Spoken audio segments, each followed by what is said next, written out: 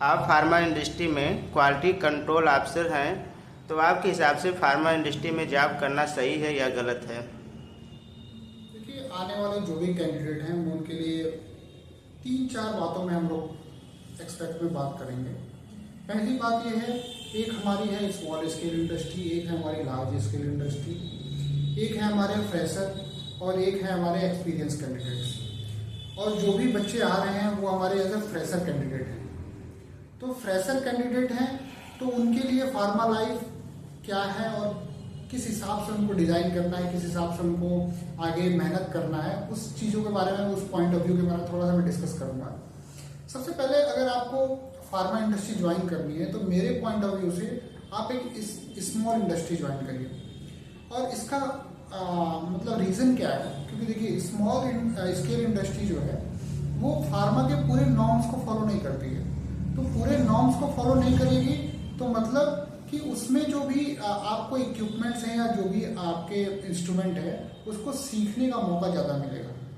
और जो हमारे लार्ज स्केल इंडस्ट्री है उसमें जो भी हमारे इंस्ट्रूमेंट हैं उनके अलग अलग डिपार्टमेंट्स बने हुए हैं, उसमें जो मैन पावर है वो बहुत ज़्यादा है। तो आपको रोटेशन वे में काम नहीं करना, काम करने को नहीं मिलेगा। उसमें क्या है कि आपको एक इक्विपमेंट में दे दिया जाएगा, उसमें क्या है कि आपको 1 साल 2 साल आप उसमें बेस्ट बन जाएंगे, लेकिन उसी में रहेंगे आप, तो आपको अदर इंस्ट्रूमेंट सीखने में बहुत टाइम लग जाएगा।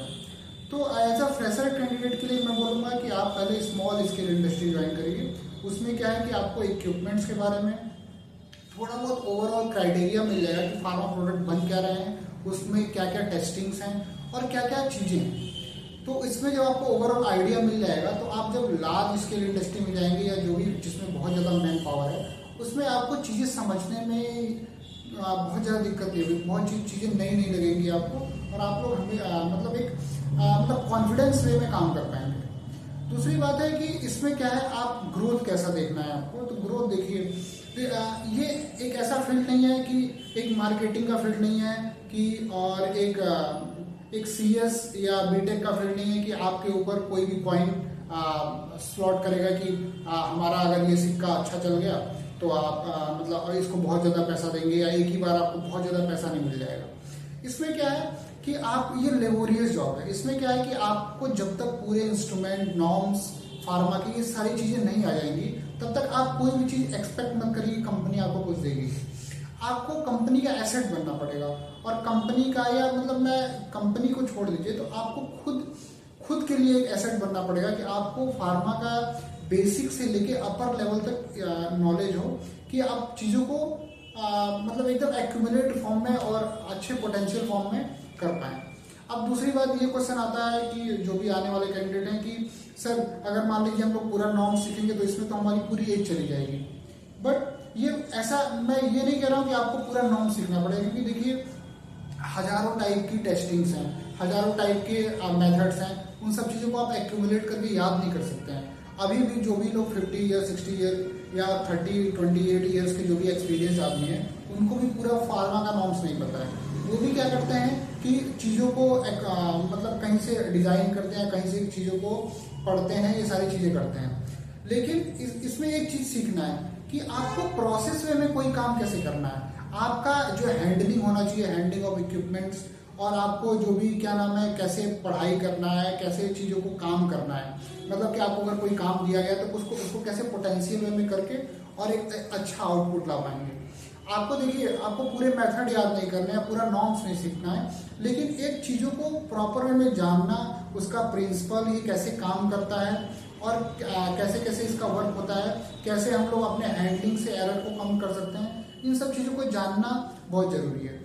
और इन सबको जानने में आपको 2 और 3 ईयर्स लग जाएंगे। एक फार्मा का रूल है, देखिए अगर फार्मा में आपने पोटेंशियल वे में बिना मतलब एक बहुत ज़्यादा हाई अमाउंट ऑफ सैलरी या कोई चीज़ विदाउट डिमांड किए हुए आपने अगर पोटेंशियल वे में 3 ईयर काम कर लिया इसमें तो, और मतलब आपको बेसिक से लेके और एक अपर लेवल तक अच्छी जानकारी हो गई, आपको सारी नॉर्म्स या सारे इंस्ट्रूमेंट के बारे में पता चल गया, तो आप एक अच्छे कैंडिडेट और अच्छी सैलरी एक्सपेक्ट कर सकते हैं अपनी लाइफ में।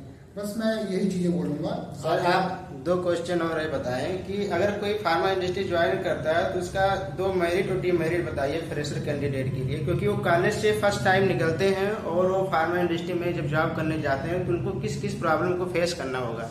देखिए, सबसे पहले तो जब मैंने अपनी लाइफ शुरू की थी, सबसे पहले क्या होता है कि हम लोग क्या करते हैं, कॉलेज में जाते हैं, कॉलेज में सेकेंड ईयर थर्ड ईयर तक जाते हैं। फिर हम लोग क्या करते हैं कि हम लोग की जो भी क्लासेस चलती हैं वो एक 10 से लेके 1 PM तक या 2 PM तक चलती है। लेकिन आप फार्मा में इंडस्ट्री में एक ही बार आ जाएंगे और आप अभी 60 लोगों के बीच में हैं। आगे जाके आपको फार्मा में कोई भी छोटी सी भी कंपनी है तो उसमें भी 400 से कम एम्प्लॉय किसी भी कंपनी में नहीं है। तो आपको एग्जिस्टेंस मतलब थोड़ा सा अजीब लगेगा। एग्जिस्टेंस मतलब क्या है कि अगर आप कभी अपने मतलब घर पे रहते हैं, आपको थोड़ा हेजिटेशन नहीं होगा। लेकिन आप डायरेक्ट फार्मा कंपनी में या किसी भी कंपनी में आप जाते हैं तो आपके ऊपर सबकी नजर रहेगी। मतलब ये बंदा नया आया हुआ है, क्या काम कर रहा है, कैसे काम कर रहा है, क्या क्या इसकी मेरिट्स हैं, क्या क्या डीमेरिट्स हैं, इन सब चीज़ों पे आपको जज किया जाएगा। तो इसमें क्या है कि लोग जब जज होते हैं तो लगता है कि यार ये तो सारी चीज़ें मेरी मतलब ध्यान दे रहा है या सारी चीज़ों को देख रहा है या मेरा पोटेंशियल को देख रहा है, मेरा फ्रेशर हो कितना एक्सपेक्ट कर रहा है ये। तो इन सब चीज़ों से फ्रस्ट्रेशन होता है और लोग क्या करते हैं कि कहते हैं कि अब नहीं, मैं इंडस्ट्री में काम नहीं कर पाऊंगा और स्विच कर देते हैं जॉब। लेकिन आप अभी आप अपने आप को टाइम दीजिए। अभी आप जब जैसे ही इंडस्ट्री में आएंगे तुरंत आपको ये सब चीज़ें माहौल देखने को मिलेगा। क्योंकि देखिए, आप भी अगर कोई ओनर है और किसी चीज़ को हायर करते हैं तो आपको उससे एक्सपेक्टेशन है कि आप क्या नाम है कि कितना आउटपुट उसको दे सकते हैं। क्योंकि वो आपको सैलरी दे रहा है, भले ज़्यादा दे रहा है कम दे रहा है, लेकिन उसको एक्सपेक्टेशन है कि ये बंदा मेरा इतना काम करेगा। तो इसलिए वो एक्सपेक्ट करते हैं। खासकर छोटी कंपनी जो बिल्कुल भी टाइम नहीं देती है एज एन एम्प्लॉय को कि सीखने के लिए, वो तुरंत आपको जो भी टेस्टिंग करना है, जो भी चीज़ें करनी, तुरंत पकड़ा देगा कि भाई ऐसे सीखो। जो भी एरर्स आएंगे उसमें आपको डांट भी पड़ेगी, लेकिन आपको एक मतलब सुटेबल वे में काम करते हुए और अपने आप को आगे बढ़ना है। बहुत सारी चीज़ें हैं। देखिए, ऐसा कोई भी आदमी नहीं है फार्मा में या किसी भी इंडस्ट्री में जो अपनी गलतियों पे डांट ना खाया हो या अपनी चीज़। देखिए, आप जहाँ जहाँ चीज़ों को गलत करेंगे वहाँ चीज़ों को आप उस एरर को एकदम कम करते हुए जाएंगे। और आपका मतलब 2 महीने 3 महीने बहुत लंबा प्रोसेस नहीं है। 2 महीने 3 महीने 4 महीने में आप एकदम चीज़ों को एक्यूमुलेट कर लेंगे। फिर आपके एकदम एरर कम हो जाएंगे और आप एक बेस्ट वे में, कॉन्फिडेंस वे में अपने आगे की लाइफ को देख सकते हैं। सर एक क्वेश्चन और है, जब कोई candidate pharma as a fresher join करता है तो स्टार्टिंग में उसकी सैलरी बहुत कम होता है, तो क्या अगर वो लगातार फार्मा इंडस्ट्री में कई साल तक वर्क करता है तो उसकी सैलरी कहाँ तक हो सकती है?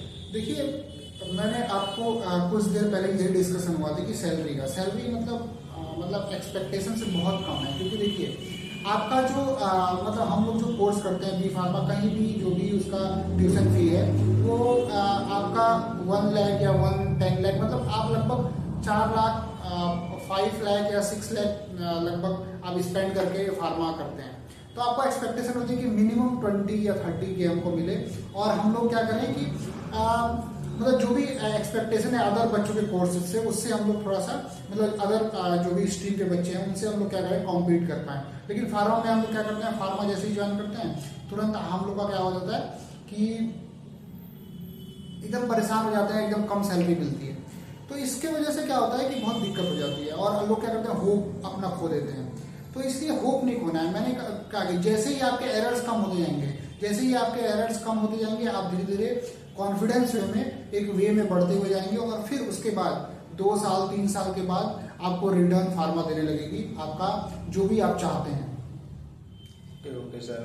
तो सर इसमें जॉब के अगर देखा जाए जॉब के रिगार्डिंग, तो अगर भविष्य में कोई कंटिन्यू करता है तो जॉब सिक्योरिटी क्या कंपेयर टू आईटी या मार्केटिंग के हिसाब से? देखिए, जॉब सिक्योरिटी यहाँ पे मैं बोलूँगा आईटी मार्केटिंग या जो भी हमारे अदर मार्केटिंग है या इनसाइड सेलिंग्स है उससे बहुत ज़्यादा जॉब सिक्योरिटी है इसकी। मैं उनके कंपैरिजन में आपको बोलूँगा 80 to 85% आपकी जॉब सिक्योरिटी है यहाँ पे। लगभग इंडिया में 2.5 लाख 2.5 लाख या 2.8 लाख पूरी टोटल मिला के हमारी फार्मा इंडस्ट्री है और अभी भी ग्रोथ कर रही है। और इतना ज़्यादा हाई अमाउंट ऑफ मेडिसिन बन रहा है पूरे इंडिया में और तभी भी अभी भी मेडिसिन की रिक्वायरमेंट है। मतलब मैंने जो भी सेंसस का रिपोर्ट पढ़ा था उसमें लगभग कि मतलब 10 लाख लोग विदाउट एंटीबायोटिक इंटेक किए हुए मर जाते हैं, मतलब उनको एंटीबायोटिक नहीं मिल पाता है। तो मतलब सोचिए कितना वास्ट है हमारी फील्ड। और यहाँ पे जॉब सिक्योरिटी मतलब मैक्सिमम लेवल पे है। आपको अगर फार्मा इंडस्ट्री में नॉर्म्स सारे पता चल गए, आपने काम कर लिया तो 3 साल आपका एक्सपीरियंस हो गया, चीज़ों को आप अच्छे से जान गए, तो आपकी जॉब सिक्योरिटी उन लोगों के लेवल से बहुत ज़्यादा है। तो आप अच्छा लाइफ यहाँ पे एक्सपेक्ट कर सकते हैं। Okay, thank you.